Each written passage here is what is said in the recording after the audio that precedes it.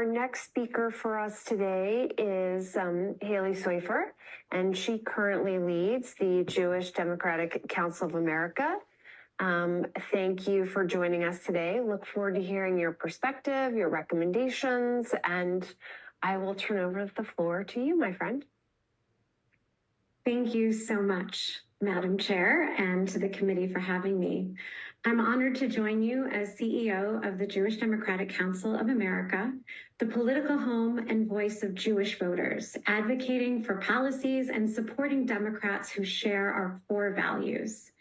Given that nearly 3 out of 4 Jewish voters support Democrats, we're proud that JDCA represents the vast majority of American Jews.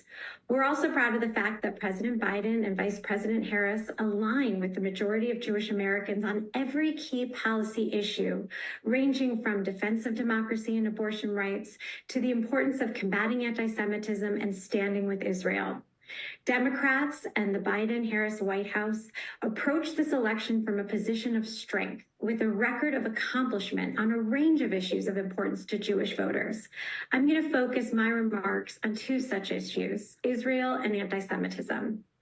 82% of Jewish voters identify as pro-Israel and have an emotional attachment to Israel, and 74% approve of President Biden's handling of the war with Hamas, according to a November poll.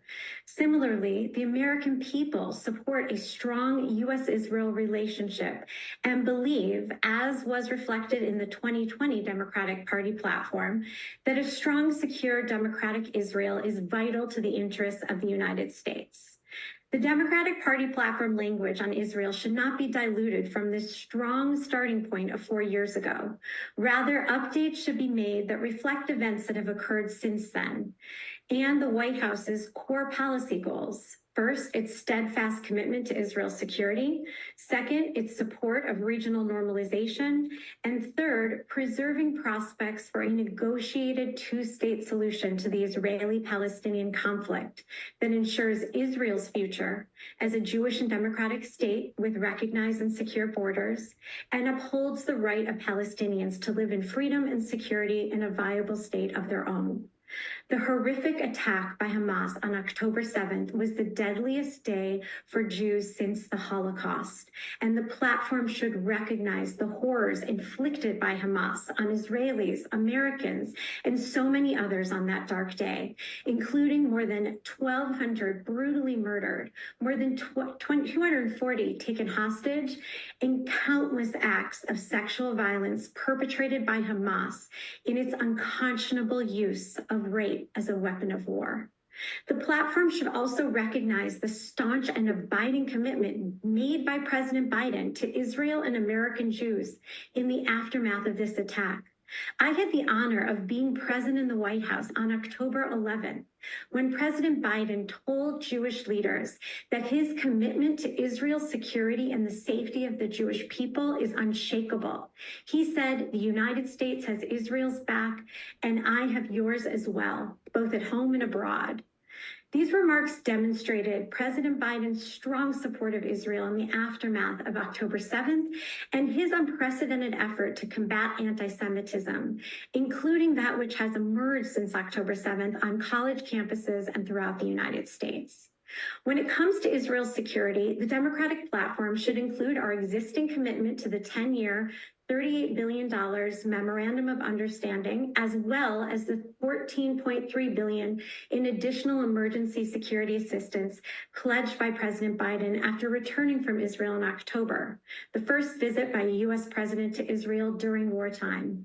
This commitment to Israel's qualitative military edge is critical, especially in light of increased threats to Israel's security from Iran and its proxies, including Hezbollah on Israel's northern border, Hamas on Israel's border with Gaza, and the Houthis in the Red Sea.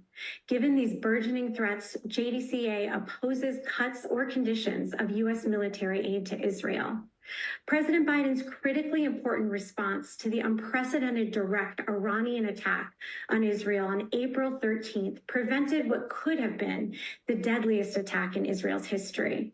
It demonstrated the president's staunch commitment to countering Iran's nefarious activities, his support of Israel's security and his goal of building regional coalitions to defend against regional threats.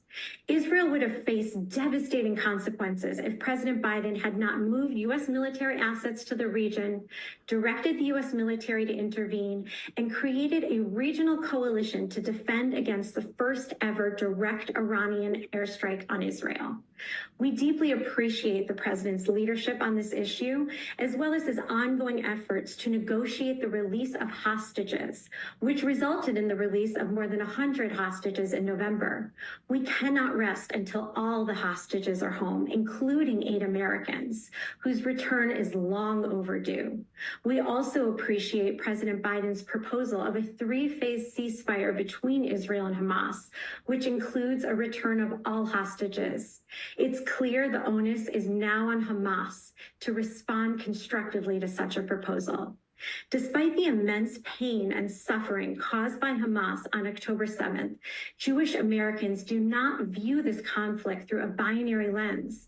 Not only do the majority of American Jews continue to support a 2-state solution to the Israeli-Palestinian conflict, but we also support humanitarian aid for innocent Palestinians living in Gaza, recognizing a distinction between the Palestinian people and the terrorist organization Hamas. Ensuring the flow of humanitarian aid to Palestinians is critical given the humanitarian crisis in Gaza, and it's important that it continues. When it comes to combating anti-Semitism, we strongly support adding a dedicated section of the platform to this issue, recognizing and echoing the president's unprecedented national strategy to counter anti-Semitism. It's the most comprehensive and ambitious U.S. government effort to counter anti-Semitism in American history. This whole-of-government approach, including more than 100 actions to be taken by nearly every U.S. government agency, is needed to combat this distinct form of hatred. Democrats support robust funding for the implementation of this strategy, while Republicans have tried to cut funding for the critical agencies involved. We know the dangerous threat posed by white supremacists to our communities and democracy motivated President Biden to run for office following the Unite the Right rally in Charlottesville, where Donald Trump equated neo-Nazis with peaceful protesters.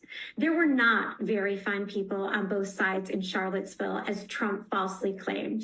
This moment was emblematic of the vast differences in the policies of the two parties when it comes to defending our democracy, freedoms, and minority rights. On the one hand, you have a Democratic Party that stands with Jewish Americans and all minorities in our goal of securities and freedoms led by President Biden and Vice President Harris. And on the other hand, you have a Republican Party led by Donald Trump, a self-declared dictator on day one, which has embraced, aligned with, and become the political home for dangerous right-wing extremists. JDCA is proud to be a part of the party that stands with the vast majority of American Jews. And because of this, we're confident the vast majority of Jewish Americans will continue to stand with Democrats. Thank you. Thank you so much for the thoughtful and detailed and insightful testimony. Really appreciate it. I'm going to ask my colleague Jeremy Bash to follow up with a question. Jeremy?